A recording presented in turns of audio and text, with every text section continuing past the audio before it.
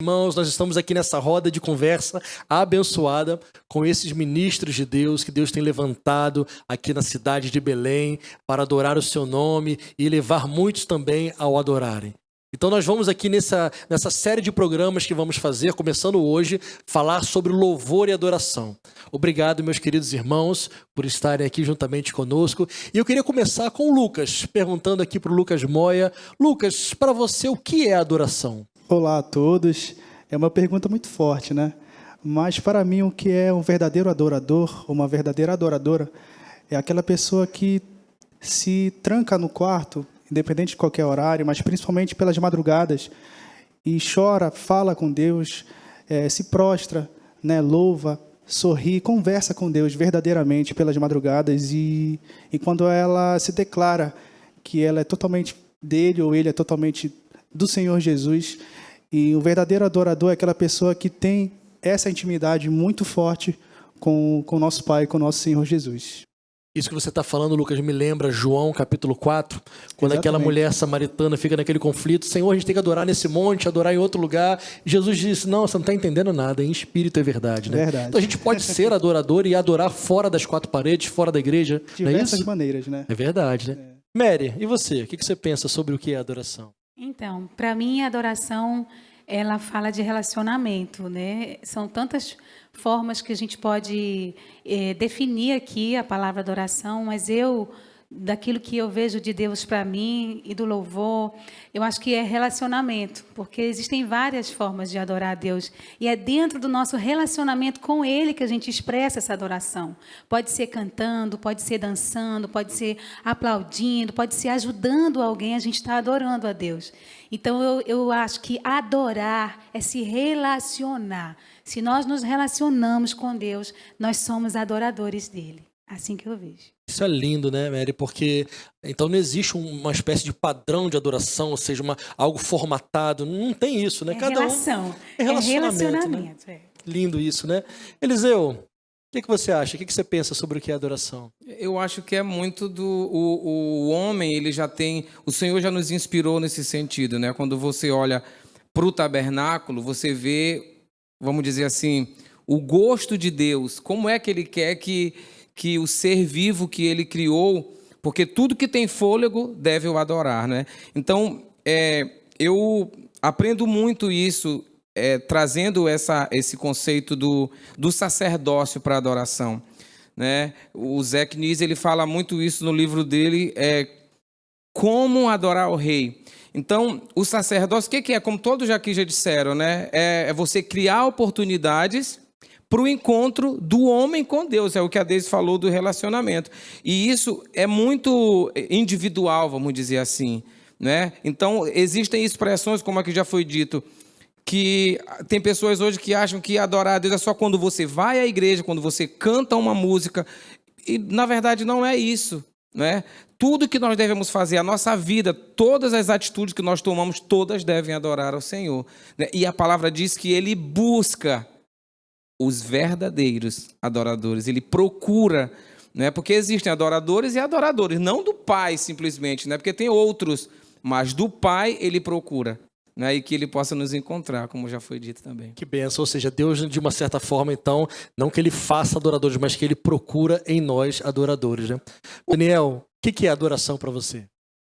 Boa tarde a todos, boa noite, bom dia, eu não sei a hora que você vai estar vendo esse vídeo, mas adoração, complementando o que os meus irmãos falaram, é quando você tem um estilo de vida, quando a sua vida, ela adora o Senhor, né? E isso vai das suas atitudes, não só quando você vai na igreja, como o Leleu falou, quando você vai na igreja, quando você levanta a sua mão na hora do louvor, isso é muito lindo, isso faz parte da adoração, mas é adoração mesmo, de fato, no meu entendimento, é quando você tranca a porta do teu quarto, você dobra o teu joelho, quando ninguém está vendo, quando ninguém está te vendo, que você tem essa oportunidade de só você e Deus, eu acho que esse é o momento em que a adoração ela cria realmente o sentido da palavra. Eu acho que o sentido da palavra real é esse. Você dobrar os teus joelhos quando ninguém está vendo e você clamar ao Pai, você adorar, você chorar na presença dEle, cantar canções a Ele, aquilo que está no seu coração e de fato se derramar na presença do Senhor. Isso para mim é adoração. Isso é legal, porque enquanto você falava, eu lembrava aqui dos nossos irmãos cristãos na China. Eles não têm, por exemplo, a liberdade que nós temos de ter um templo, de ter bateria, guitarra. Lá, quando cantam baixinho, porque estão correndo risco de vida muitas vezes. Talvez façam vários cultos sem música, mas eles estão adorando a Deus, né? A gente aqui no Brasil, a gente tem uma liberdade, né, pessoal, muito grande de poder adorar, de andar com uma Bíblia gigante debaixo do braço, e às vezes a gente fica até mal acostumado com isso, né? E também por causa disso a gente atrela muito a adoração somente à música e ao templo. Mas é legal isso que vocês estão trazendo, porque adoração não é só domingo de 7 às 9. Adoração é uma decisão diária, né? E você, Raíssa, o que você pensa sobre adoração? Adoração, para mim, é você, em todos os seus jeitos, falas, gestos, expressar o amor ao seu Pai. Só de eu estar respirando é uma forma de adoração ao meu Deus. Só de eu ter amigos com quem contar, eu ter a minha família, já é uma forma de adoração a Deus. Então, a gratidão em nossas vidas é uma forma de adorar a Deus. Como o Senhor falou, não está ligado apenas a canções, mas, como já foi falado, em estilos de vida. Estilo de vida. Eu escolhi viver para Deus. Então, tudo que eu faço, com quem eu ando, com quem eu converso, isso é uma forma de adoração a Deus, demonstrar o nosso amor a Ele a cada momento. Vamos falar agora um pouquinho, gente, falamos sobre adoração e os conceitos que vocês trouxeram foram maravilhosos. Vamos falar então sobre o adorador. Que características um verdadeiro adorador tem que ter, né? Jesus disse para aquela mulher samaritana, né? Vem a hora, né? E está chegando que o Pai procura aqueles que adorem em espírito e em verdade. Então, bora falar um pouquinho sobre as características desse verdadeiro adorador. E quando a gente diz verdadeiro é porque provavelmente tem falsos adoradores por aí, né? Então, quais são as características? Vamos começar com o Rômulo. O que você pensa sobre isso, amigão? As características de um verdadeiro adorador. Olá, tudo bom? Eu acredito assim que a Bíblia ela mostra muitas coisas para a gente, né? Principalmente a gente como ministro. A gente vê o tabernáculo, vê a vida de Davi, vê tantos outros ministros como Asaf. E o que mais me chama a atenção era a vida com Deus que eles tinham. E eu acredito assim que o nosso testemunho precisa ser uma das características que precisa se falar bem forte hoje na nossa geração. Onde a gente vive uma geração que está totalmente deturpada dos princípios daquilo que a Bíblia nos ensina e nos mostra. A gente percebe que o verdadeiro adorador, hoje em dia, a característica dele ser um verdadeiro adorador, ela precisa aparecer. Porque assim, a gente muitas das vezes nem percebe. A gente tem um foco, porque a gente está em cima do altar, a gente vive no altar, a gente serve a Deus em um altar, em qualquer outro lugar que a gente possa estar como ministro da adoração. Eu acredito assim que a nossa vida ela precisa ser um reflexo para as pessoas. E as pessoas elas veem isso em nós e precisa ser bem evidente. Além de o tocar bem, o cantar bem, a nossa vida com Deus, a nossa santidade, ela precisa ser algo que precisa ser visualizada no meio da igreja, porque eu acredito assim que se isso acontecer, as pessoas vão ver Cristo nas nossas vidas. Vê se vocês lembram, se vocês passaram por isso. Quando eu era criança, ali adolescente, lá no Rio de Janeiro, era muito comum, sabe-se Deus por quê, hoje eu não vejo tanto acontecer, que os músicos, quando acabavam de tocar, cadê os caras? Sumia lá pra fora. Aí na hora da oração, cadê o músico? Acontece muito. Aí não pode, eu não acredito. Que puxando sardinha pro nosso lado, os caras ficam aqui no primeiro banco aqui, mano. Aí deles que não estejam, eu fico fuzilando aqui, né? Eu olho isso e vejo uma deficiência que se é gerada hoje em dia. São gerados músicos, mas não são gerados ministros temente a Deus, porque a partir do momento que eu entendo quem é Deus para mim, porque a adoração é reconhecer quem Deus é. né? Quando eu reconheço quem Deus é, eu compreendo a minha postura diante da igreja, diante da minha vida como ministro. Quando a gente entende isso, a gente sabe que a gente precisa ter uma postura. Fernandão, vamos contigo aqui agora, né? Fernando, nosso ministro de louvor aqui do Capela Praise. Para você, meu amigão, quais são as características de um verdadeiro adorador? Boa tarde a todos, você que está nos assistindo. Então, pastor, eu acho que para mim a principal característica de um verdadeiro adorador, né, já diz que são esses que o Pai procura, são aqueles que têm a verdade de Deus em sua vida, né? Se Deus procura os verdadeiros adoradores, eu acredito que a característica principal que um adorador deve ter é a verdade. É ser verdadeiro em toda a sua maneira de viver, né? Apresentar perante ao Senhor conversas santificadas, seja na faculdade, em qualquer lugar que ele esteja, ele precisa ser reconhecido pela verdade que ele carrega, que é Cristo como seu Salvador, Cristo como seu Redentor. É esse evangelho que as pessoas elas precisam ver na nossa vida. É a verdade de Deus todos os dias.